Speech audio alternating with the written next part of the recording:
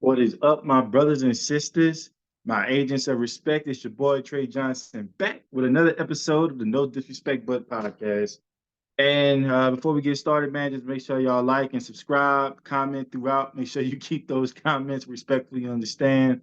But also, man, if you want to support your favorite podcaster, the link will be in the description to do that. Just to become a subscriber of the show for as little as 99 cents a month. So appreciate all the love there.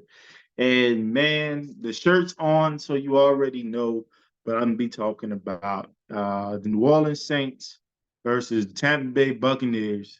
Succaneers want to be Pirates. I've called them everything but the child of God, to be honest with you. And you know what? Before I really dive into this, I gotta be vulnerable for a second, y'all. For maybe the past 3 years or so, probably a little bit longer. Can't really go as far back as I remember, but I referred to my New Orleans Saints. We've been blessed by the Pope for at one point in time it was just once, but recently we were blessed by His Holiness the Pope once again, and so we are one of the only teams, actually the only team, to not only be blessed by the Pope once but twice. And so we are God's chosen franchise. I truly believe that. But usually when I say that, sometimes I'm reminded of how they say God gives the toughest battles to his strongest soldiers. And man, I guess we must be the strongest because my New Orleans Saints have had some of the toughest battles there are. And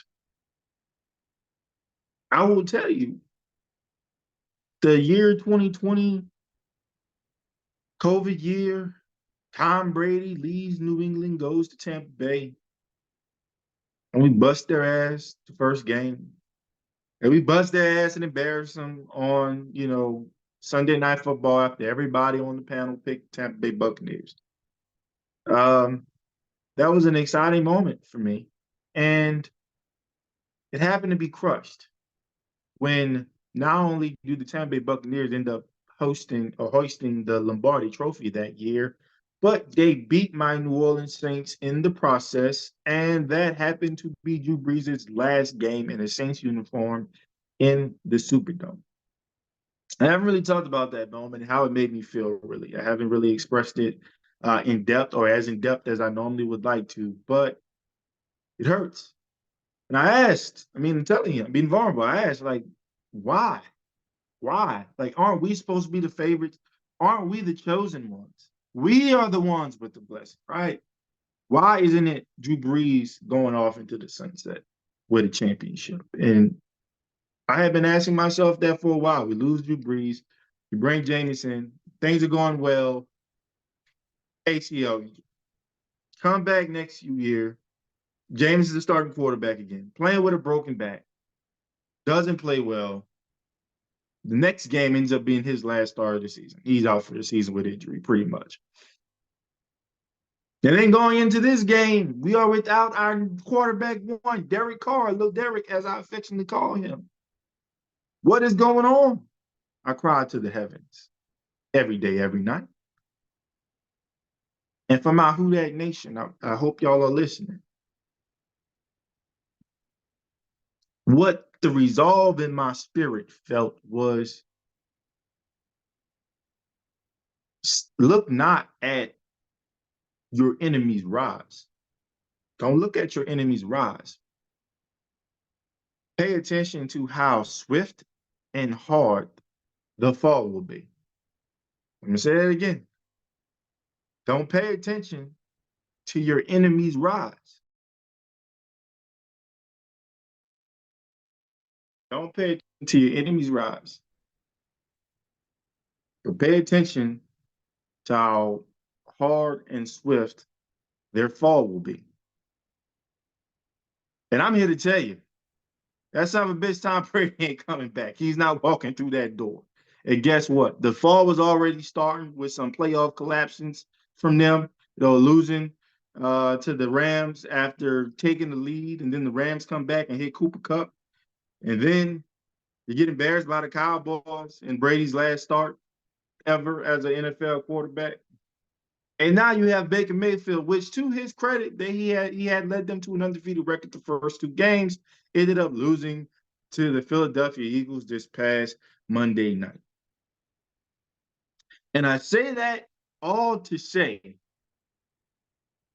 it's time for the wannabe Pirates to get that dose of reality, to come back to earth swiftly and extremely hard. And guess what? You're going to get that reality check this Sunday at noon in New Orleans, Louisiana, in the Superdome. You understand me?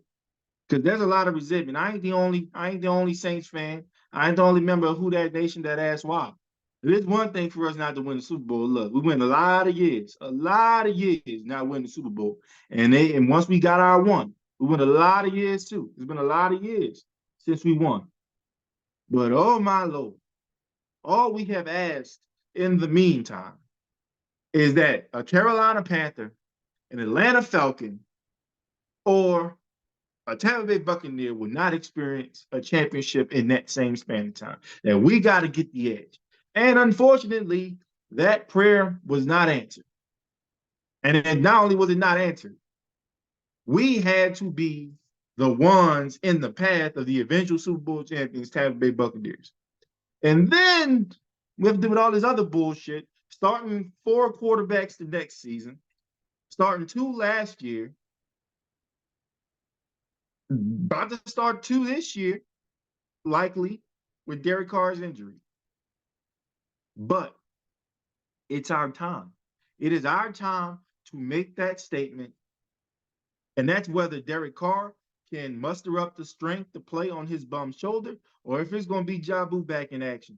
But whatever it is, whoever it is in there, it's time to deliver a dose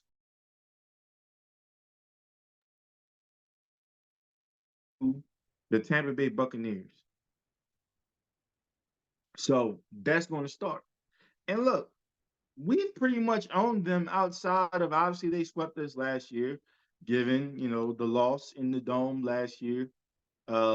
With Jameis playing with a broken back. Alvin Kamara didn't play that game. Taysom Hill didn't play that game. So we knew we were missing. We were in that game, but let's be honest, and I'll be honest, Jameis kind of threw us out of there, and it is what it is. He had his worst performance, I believe, as a New Orleans Saint quarterback. I think injury had a lot to play with that. I think the nerves and the pressure of playing your former team for the first time had a lot to do with that. But it is what it is. It happened. We had to move on from it. That just happened to be what it was. But, but it's a new age, it's a new era, and I have faith. Like I said, we got swept last year. It happens. We got beat in the playoff game at home, but for the most part, we have made it tough on them. It has kind of evolved into a rivalry, even though I felt like the Falcons will always have that honor of being the rival of my New Orleans Saints. But when the GOAT comes to town, it raises your level of play. We saw it raised our defense's level of play. And just unfortunately, our offense wasn't in the positions that we would have liked them to be in. And that's even including Drew on his down year. But it is what it is. And so when I think of some of the things in our favor, you gotta go with Marshawn Lattimore, our warden of the Angola defense, going up against Mike Evans. Been quite a battle, if you want to call it that. I think Marshawn has definitely got the better of Mike in these matchups. Just to give you some perspective, the last 3 matchups, Mike Evans has 59 yards, 61 yards, and 14 yards. So a lot of the big plays that he typically makes against other teams, because I will say, this will probably be the only nice thing I say on this entire podcast about him or anybody else on the Buccaneers, is that he does really well. He's one of the best receivers in the league. He does get some of those poverty 1,000-yard seasons. He's at 900 and 60 going into the last game of the season. They get him 40, go sit him down, get some water, and he's a 1,000-yard receiver. But it is what it is. He is one of the most consistent guys around the league. And consistently, he gets his ass whooped by Marshawn Lattimore. And those are just the facts. And so I'm expecting, uh, you know, a really intense matchup, especially after what he pulled last year in the home game, or in New Orleans Saints home game last year. I think actually was the incident that really just put everything on 10 and where you saw the Saints kind of start making some mistakes. Well, Mike Evans blindsides Marshawn Lattimore, causes a fight. Both of them get ejected, which Marshawn shouldn't have been ejected, but it is what it is. And I think everybody on our roster, they want a little bit of that pound of flesh. Not saying any bounty stuff or anything like that, but it's just, I think they took that personally, and they're going to make sure none of that slick stuff happens again. And you got to understand, I think you go from having the GOAT as your quarterback, albeit he was aging, but you go from the GOAT to Baker Mayfield. Not that Baker Mayfield is a slouch by any means, but he's no Tom Brady. And so I think when you're thinking about, a quarterback that's not at the level of Tom Brady, who struggled himself trying to attack Marshawn Lattimore with this matchup with Mike Evans. I think Baker Mayfield may have some struggles. Honestly, I think Baker Mayfield doesn't have as much arrogance as we make ourselves believe about him. I think he's going to try to attack everybody else but Marshawn. They're going to try to hide Mike Evans, in the slot, put him, on Debo's side. We'll see if Sean travels, but I don't think they're going to try to, have a pissing match in terms of Mike trying to finally prove that he can get one up on Sean. I don't think a smart team would do that. And I'm going to try to assume that they're a smart team. But if they want to go that route of testing the warden, it will not end well. Now, I will say something that goes into the Buccaneers' favor a little bit, and that is, it's a plus for us, but with the return of Alvin Kamara, who I'm going to be calling the Vegas Brawler this season. If you know, you know. I don't need to go into detail about that. But happy to have him back. Was suspended the first 3 games after having an altercation in Vegas during the Pro Bowl last year. So served those 3 game suspensions. He's back. Everybody's saying he looks explosive. He looks ready. And it just so happens to be that he's going up against a team or a defense that he has struggled against. So just kind of looking at the stats, because in my mind I was like Alvin Kamara doesn't struggle against the Buccaneers, but sometimes that's just fandom that gets in the way. But the facts show that he struggles. Total wise, he averages between rushing and pass and catching less than 100 yards per game. In the 11 career games he's played against Tampa Bay Buccaneers, 490 yards rushing, so about 45 yards per game. 504 yards receiving, so about 46 yards receiving per game. Does have 14 total touchdowns, 11 of those rushing, 3 receiving.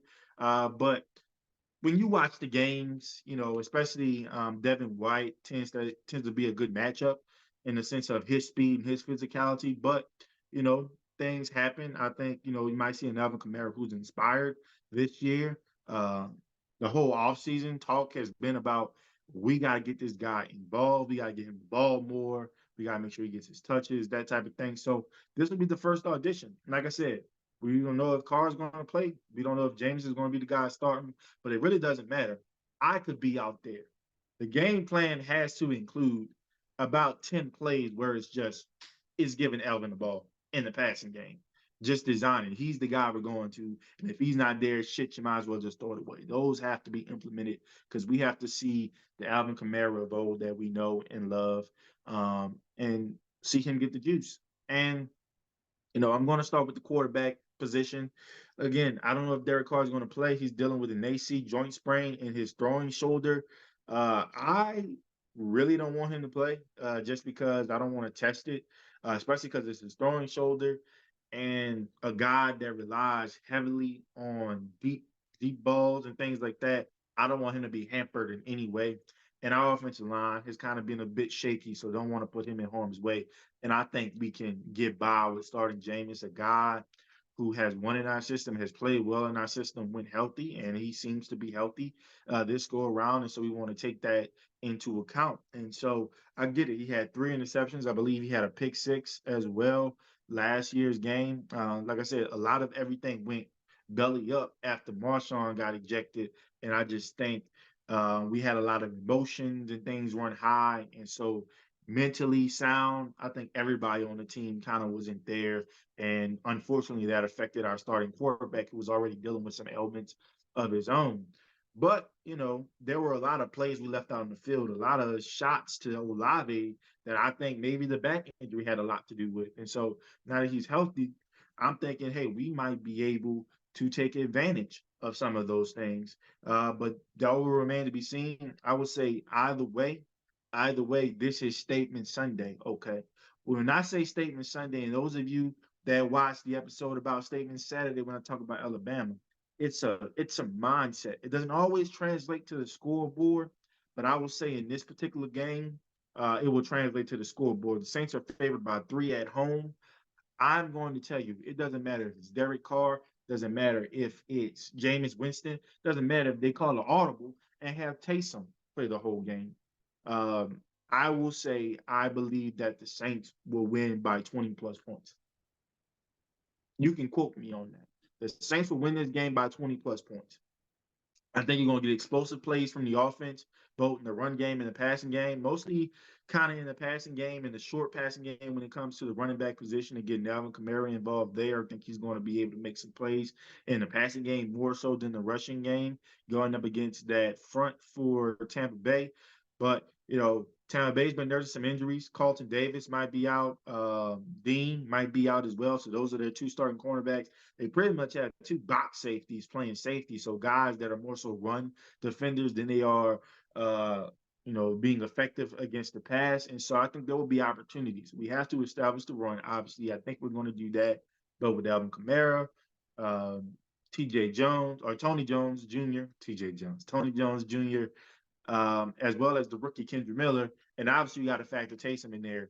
I love that we signed Jake Luton at quarterback because that means that, hey, now we can utilize Taysom in all of his glory, which is something that really hasn't been at our disposal. It wasn't at our disposal in the playoff game that we lost to Tampa Bay. It wasn't at our disposal last year because Taysom was nursing a rib injury.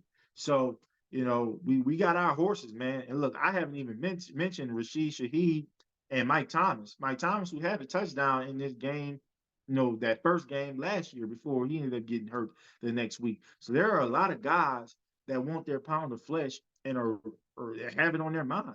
And so when I say a statement Sunday, man, I think it's going to start one in the trenches. I think our offensive line, I think they're pissed. Just not at the world, but pissed at one another because they got our starting quarterback hurt. I think our defensive line is pissed because they just kind of shit the bed defensively in terms of generating pressure in the fourth quarter last week, playing up against Jordan Love, who's in his first year as a true starter. So I think they're pissed. And what you're going to see is you're going to see some explosive plays on offense, but I think you're going to see some explosive plays on defense as well. I'll tell you this, already quote me on we're winning by 20 plus points. Also quote me on we're going to generate 3 turnovers, one of which at minimum is going to result in a touchdown. So whether that's a pick six, whether it's a scoop and score, I think we're going to generate 3 turnovers, and I'm excited about that. And I think the defense, to some degree, I know everybody's been talking about, it was the offense, it was the quarterback, it was the play call, whatever it was that cost us the game against Green Bay. But the defense knows what I know, what Dennis Allen knows, that it was on them. If you're going to take the approach, you're going to take the approach that you're a defensive team. You're going to, defense is going to be your identity. Well, it falls upon you.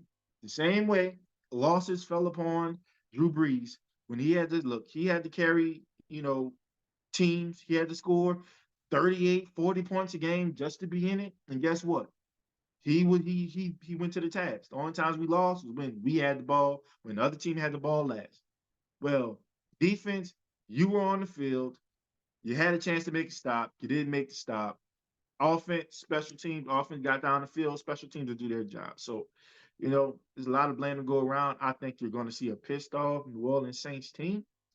And just so happened that Tampa Bay Buccaneers happen to be next on the schedule. And that's really all it is. It ain't personal, to be honest with you. It's that you're next on the schedule.